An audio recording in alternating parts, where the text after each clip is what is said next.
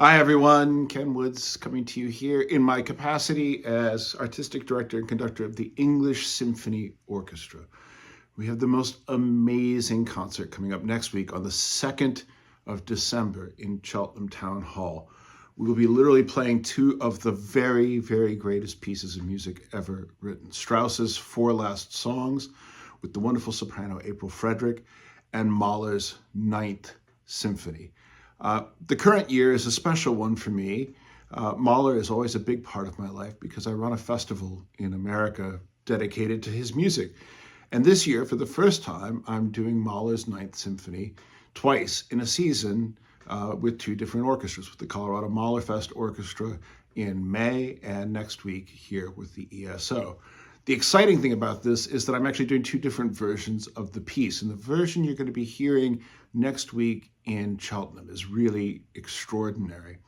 In the years just after Mahler's death, following World War I, there was an economic collapse across Europe. And so the infrastructure and the money to put on concerts of big pieces like Mahler's Ninth Symphony, which is 80 minutes long and written for a huge orchestra, was just not there anymore. Mahler's protege and friend, Arnold Schoenberg, started a group called the Society for Private Musical Performances in Vienna. The idea being that in the age before radio and recordings, that this was a way to disseminate new music to interested listeners. And the secret weapon they had was arrangements for small forces, usually one on a part, somewhere between 10 and 20 players.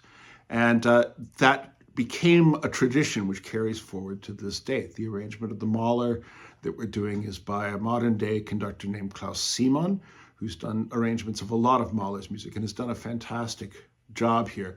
But it's very much in that tradition of circa 1920s Vienna. Now, had Mahler not died in 1911 when he did, he would have only just barely been 60 years old at the time this was all happening. And he would have almost certainly been very actively involved in the society. This is not in any way alien to his worldview. In fact, he was constantly rearranging and reorchestrating the music of other composers, particularly in his role as a working conductor. I get asked a lot about, well, are these things kosher and what do you lose? What do you gain? It's important to say that, when you do an arrangement, the original is still there and completely unharmed. And the fact is, every performance, no matter how incredible, is only able to relate to you, the listener, part of the piece. We can never make you aware of everything, especially in a piece like this, which is so rich and epic. And different performances by different groups in different halls and different settings will reveal different aspects of the music. And so, of course, a performance with single players is never going to have the kind of weight and grandeur of a large symphony orchestra playing this music.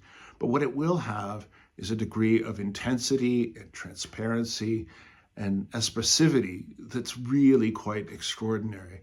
This is a piece that's very special to all of us at the ESO. We recorded it during the lockdown years, and it was an incredibly moving and memorable experience for all of us. We've been desperate to take it out and share it live with our audiences.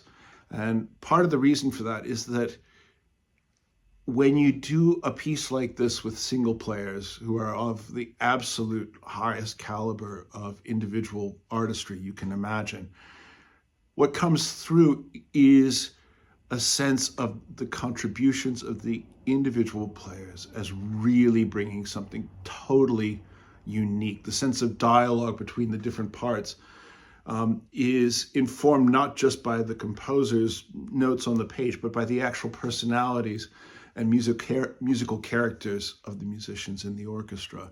And in this case, we're very lucky that the musicians are not only phenomenally good, but that they know this music on a very, very deep level, and they believe in it on a very, very deep level. Likewise, Strauss's Four Last Songs in a wonderful chamber version by James Ledger, originally premiered under the baton of Bernard Haitink, is really remarkable in that it creates space for the singer to sing more intimately, to focus on individual words without having to worry about projecting over a whole symphony orchestra. Does that make it better? No, absolutely not. It makes it different and a chance to hear more of what these amazing masterpieces have to offer us as listeners. So I hope you all come along and join us. This is really one of the most exciting programs I can ever think of having done, especially with these amazing, amazing colleagues that are going to be sharing the stage with me. 2nd of December, Mahler, Strauss, everything there is that is beautiful and inspirational and sorrowful and uplifting about life is in these two works, and I hope you'll join me. Thanks.